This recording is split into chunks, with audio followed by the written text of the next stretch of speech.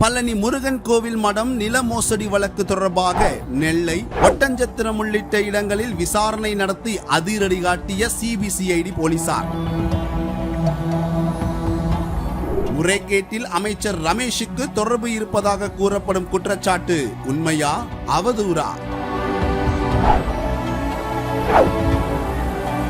சர்ச்சையில் சிக்கியுள்ள 1.40 ஏக்கர் நிலம் குப்புசாமி மணியக்காரர் என்பவருக்கு சொந்தமானது என்றும் அவர் தனது நிலத்தை தண்டாயுதபாணி சுவாமி என்பவருக்கு கடந்த 1888ஆம் ஆண்டு மடம் கட்டவும் இந்து மத கோட்பாடுகளை பரப்பவும் தர்ம சாசனத்தின் மூலமாக எழுதி கொடுத்தார் என்றும் சொல்லப்படுகிறது. பழனி தண்டாயுதபாணி சுவாமி கோயிலுக்கு வரும் பக்தர்கள் இந்த நிலத்தில் தங்கி அன்னதானம் உள்பட பல்வேறு சேவை பணிகளை செய்து வந்தனர். தற்போது இந்த நிலம் இலவச வாகனம் நிறுத்தும் இடமாக உள்ளது.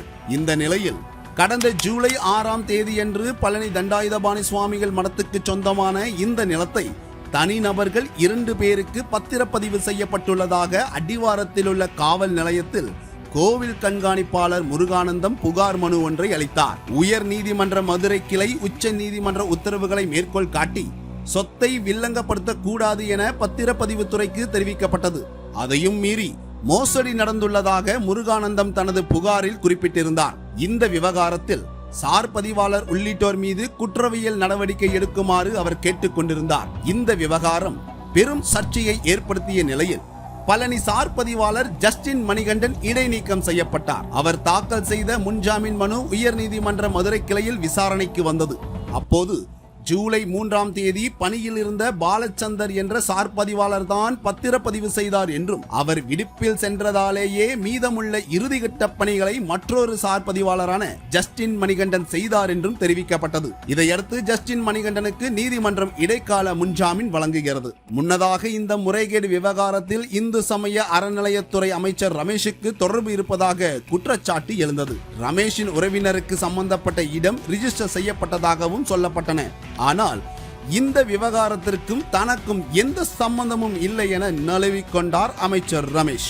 இந்த விவகாரத்தில் இந்து சமய அறநிலையத்துறைக்கு எப்படி தொடர்பு இருக்கிறதோ அதே அளவுக்கு பத்திரப்பதிவுத்துறைக்கும் தொடர்பு இருக்கிறது என்ற அடிப்படையில் பத்திரப்பதிவுத்துறை அமைச்சர் லோகேஷ் தமிழ்ச்செல்வனிடம் செய்தியாளர்கள் கேள்வி எழுப்பினர். அதற்கு பதிலளித்த அமைச்சர் லோகேஷ் முறைகேடு நடந்தது உண்மைதான் என்பதை ஒப்புக்கொண்டார். இதில் தொடர்புடையவர்கள் யாராக இருந்தாலும் அவர்கள் மீது சட்டப்பூர்வ நடவடிக்கை எடுக்கப்படும் என்றார். இது ஒரு பக்கம் இருக்க, முறைகேடு தொடர்பாக நடவடிக்கை எடுக்க வேண்டிய தண்டபாணி சுவாமி மடத்தின் இணை ஆணையர் மாரிமுத்து எதற்காக அவசர கதியில் பணியிட மாற்றம் செய்யப்பட்டார் என்ற கேள்வி எழுந்துள்ளது.